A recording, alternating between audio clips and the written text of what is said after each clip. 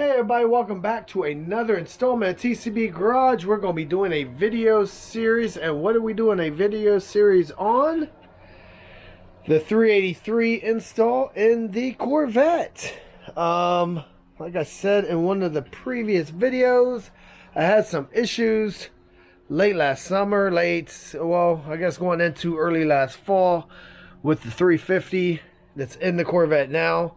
It's a bored 30 over 350, a mild cam, stock bottom end. We got some aluminum heads. We got the roller rockers on there. It's got a little bit of work done to it, but this is a motor I've had for probably about 15 years. So she's got a little bit of miles on her. Was rebuilt previously, but late last summer, going into fall, we had some issues where it wouldn't start up, wouldn't run right. Did a compression test. It was acting a little weird. A little low on power, I guess you could say, during the summer.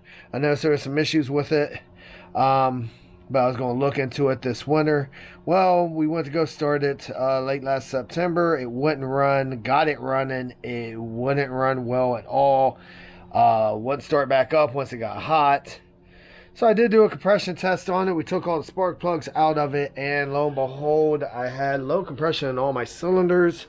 So that prompted me to go ahead and spend the money on a new block, because I really didn't want to have to do anything with rebuilding that one again. Like I said, it was bored 30 over. I didn't want to make the boards any bigger if there was an issue with that. So, and on top of that, I've also always wanted a 383. So here it is. Here's our 383 we're going to be putting in. It's got forged bottom end. It's got flat top pistons. The bottom end is studded. We got head studs. We're also putting on the heads. I will be using the aluminum heads from the other motor. Then we also got a Howard's roller cam kit here, which is going to be pretty nice. We got our lifters in there. We'll see once we get to install it. We got our cam. This is a mild cam. It's not really aggressive. It's more of a street cam. It's got good low end torque. But it doesn't have the really aggressive idle. I really wasn't looking for it. Shouldn't say wasn't looking for that. I really wasn't looking for that. The cam in here now, it's got a little bit of a lopey idle, but it's not really aggressive either. So I didn't want anything really aggressive for the Corvette. But all of that being said, we are going to start getting this engine out. I'm going to pull the engine. I'm going to try to leave the hood, dare I say. I really don't want to scratch up anything. I don't want to try to take the hood off. I don't want to have any alignment issues. What I do. So what I'm going to do is we're going to pull the carb off. We're going to pull the intake off. We're going to pull the heads. Of course, the exhaust and everything else has to come off. The motor mounts, the tranny, the torque converter has to come off. The front of the engine, I'm going to take that stuff off too, because I also plan on leaving the radiator. I think if I do all of that, I should be able to get the engine up and pull it out. Anybody that's ever done one of these in the Corvette, if you have a Corvette and you have not done one of these, you are not going to do it from the front like a traditional old school muscle car. As you can see, the front end of this is way too long. My engine hoist right over here, I think, is a 4-ton hoist, if I remember right. And it is, well, it's a 2-ton hoist. But the arm on it will not extend far enough to be able to yank it from the front and then take it out. So what you have to do is go in from the side, lift her up, swing her out. So, all right, all of that being said, we're going to get started. We're going to get started with taking off this carburetor, the cam, or the carburetor, and the intake. And, yeah, we're going to see what we find out inside our valley. If we have any issues with the cam, any wipe lobes. So, yeah, we're going to get in that right now.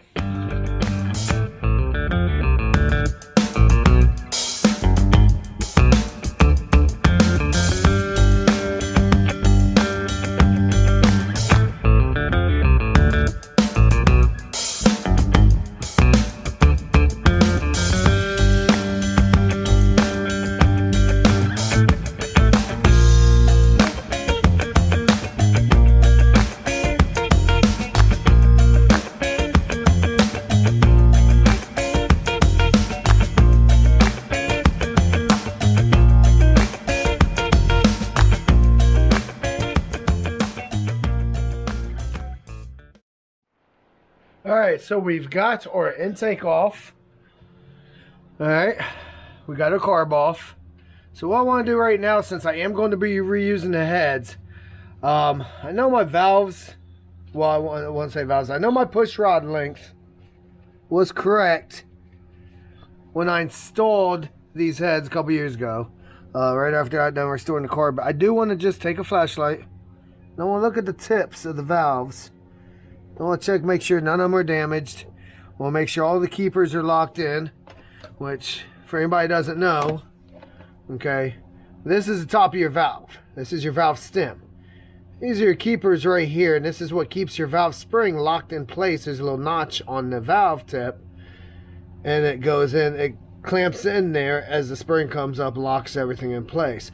If your push rod isn't the correct length, you can have damage on the fronts, on the back of these, because it's not riding correctly right in the center of the valve. But all these look pretty good. I've already looked at the other side. All those look good, so we're good there. Another thing I want to check while I'm in here is now, since I have my push rods out, I can pull my lifters up. I'm going to wipe this one off. And I just want to check the bottom of these. I'm not reusing this cam, since I am going to a roller setup. But I can sell this cam, and I want to just make sure one of my lifters hasn't wiped out. It's really important, like I described in my oil change video. You want to use zinc. You want to use an oil with zinc in it when you're using flat tappet cams. That's what this is. That's your old school motor. Since I am switching this over to a roller motor, I will not have to use zinc anymore, unless I choose to. I mean, it's good to do it because it adds a little extra protection, from what I understand, on your motor. But when you have a motor like this, you definitely want to use it, because you do not want that to get worn. Excuse me. You do not want that to get worn. You do not want to wipe a lobe. If you do, it can really damage your engine, because it puts a lot of metal into the engine. So I'm going to pull all these real quick, take a look at them, see how they look, and then we're going to go into taking off probably the alternator, the front, the water pump. I'll leave the harmonic balancer and that pulley on there. I'll take the power steering pulley off, and then we'll get into pulling the exhaust, pulling the heads, and then going from there. All right.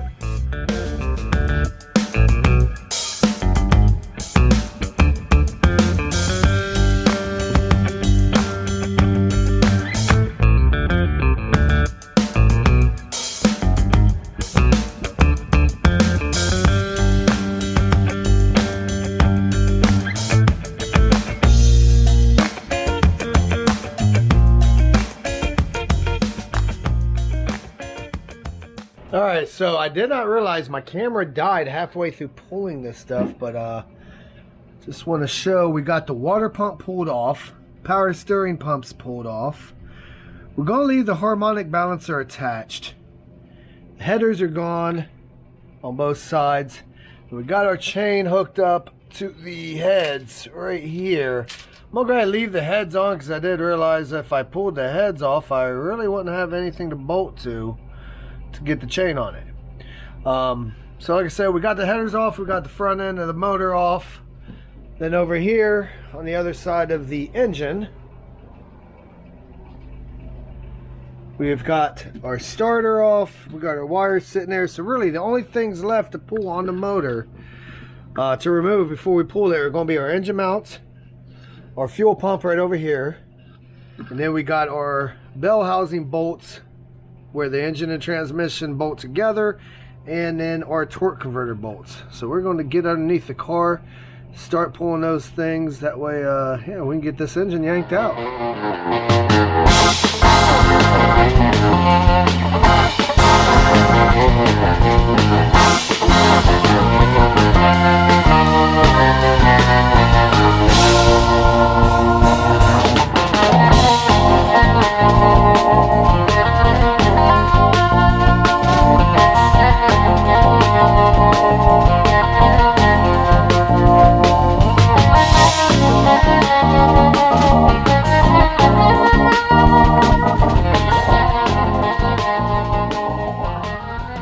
Alright, so we've got everything disconnected on the Corvette. We've got our chain installed. We got our bell housing bolts out of the back. We've got our torque converter bolts removed also. Starter, headers, engine mount, fuel pump on the other side there on the passenger side. So we're going to get the hoist hooked up and see how hard this engine is going to be to take out with the hood on. Like I said, I really don't want to try to remove the hood. I don't want any chance of it getting scratched up or messing up my alignment. So we're going to see if we can bring it up straight up, back towards the windshield just a tad, and then swing it out right here, and then preferably, hopefully, we're going to drop it right there. So, alright, let's see how this goes.